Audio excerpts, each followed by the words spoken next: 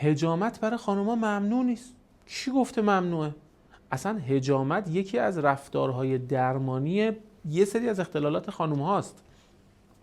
توی این ویدیو میخوام یه چند تا شبهه در مورد حجامت بانوان پاسخ بدم و بعد هم اهمیت حجامت رو بهش سهه بذارم و نکات مهمی در موردش بهتون بگم. ببینید اصلا فعل حجامت، ماهیت حجامت چیه؟ تو منابع طبی اصطلاحاً بهش میگن استفراغات. همین استفراغ رو ما به بالا آوردن صرفاً بگیم، اما تو منابع طبی هر آنچه که بدن فراغت پیدا میکنه یا بدن رو فارغ میکنه از فضولات بهش میگن استفراغ یا استفراغات.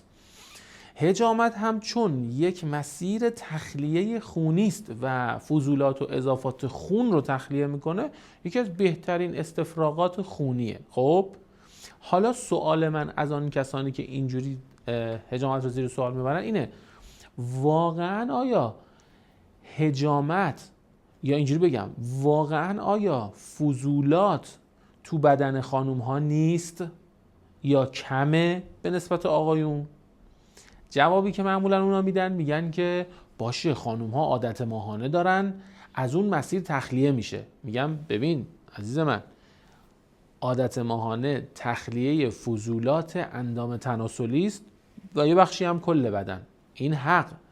اما آنچه که سمومات و فضولات رو از اطراف و اکناف قلب و سمومات و فضولات رو از خون تخلیه میکنه حجامته.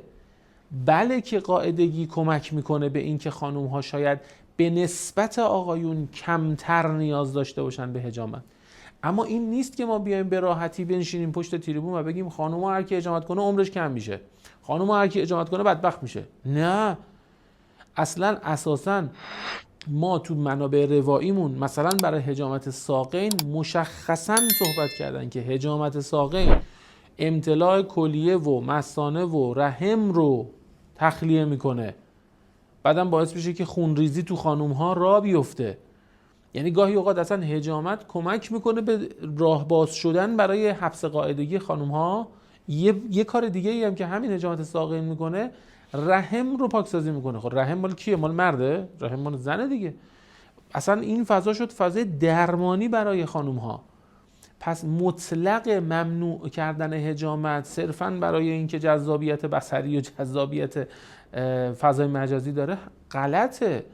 عین قوارعی است که وجود داره. ثانیاً حتی باز دوباره تو منابع روایی داریم که امام توصیه کرده زنی که دچار دندون درد شده و بارداره رو به حجامت شدن و حجامت کردن. خب پس اینم پس یعنی مطلق ممنوع کردنش نیست. اینا کاملا داره نشون میده که ما نباید صفر یا صدی باشیم، که به هر حال گزینه‌هایی هم هست این وسط.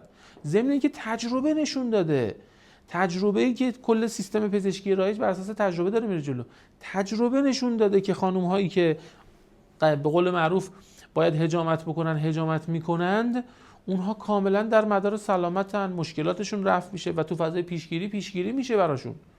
خب بله، وقتی بیای قیاس بکنی بگی آقا اینم خانومش، آیا اینا باید اینا هم حجامت بکنن؟ میگم بستگی به قوت و ضعف مزاجیشون و خیلی احوالات دیگه شون داره. تو فضای پیشگیری دارم حرف میزنم.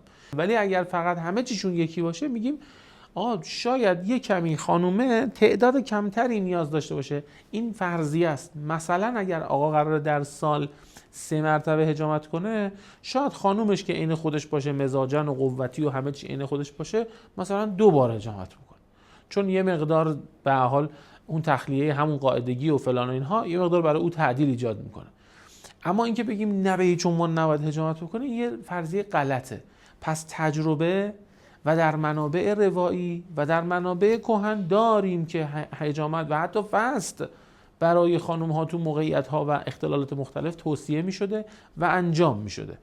پس این رو کامل بذاریم کنار. این فرضیه غلط ممنوع بودن حجامت مطلق برای همه خانم ها. هم خانم ها میتونن تو فضای پیشگیری از حجامت استفاده بکنن، هم تو فضای درمان یا اصلاح اختلالات. حالا تو فضای پیشگیری این رو به همه میگیم. حالا اینجا اختصاصا به خانم ها عرض میکنیم که توصیه‌مون اینه که حتما قبل از اینکه حجامت بکنن خوراکی ها و رفتارهایی رو انجام بدن که اصطلاحاً آماده سازی بکنه بدن رو و خون رو برای اینکه فضولاتش رو بریزه بیرون. اصطلاحاً نوزج یا از چیزای نوزج دهنده خون استفاده بکنن، مثل همین سرکنگبین معروف، مثل آب جوش و خاکشیر، مثل شربت عسل و آب جوش و خاکشیر، یه همچین چیزی صبح ناشتا خوردن، یا سرکنگبین قبل وعده‌های غذایی خوردن. اینا نوزج میده. ضمن اینکه حالا توی عطاری ها مثلا شربت هایی هست یا پودرهایی هست به نام شربت اخلاط ثلاثه، یا پودرهایی هست به همین نام، یا به نام مصفای خون. همین ها رو خوراکی استفاده کردن آماده میکنه بدن رو برای تخلیه. چه مرد چه زن حتما قبلش این کارو بکنن، بهترین کیفیت حجامت رو بدنشون خواهد داشت و بیشترین سموم رو از بدنشون دفع میکنه. برای فضای درمان هم که دیگه تشخیص طبیب حاذق و مؤمن است که میگه الان شما نیاز داری این حجامت رو انجام بدی. پس تأکید من کلا توی این ویدیو این بود که لطفاً برای جذب فالوور، برای دیده شدن یا به هر ترتیبی حرفایی رو نزنیم که هم عقل رد میکنه، هم منابع رواییمون رد میکنه، هم منابع حکمیمون رد میکنه، هم تجربه رد میکنه. امیدوارم که همه اونهایی که احتمالاً شبهاتی تو ذهنشون ایجاد شده باشه یه مقدار این فضا آرام بخش بوده براشون. باز اگر موضوع و نکته‌ای مونده تو کامنت ها میخونم. ارادتمندم، متشکرم. یا علی مدد.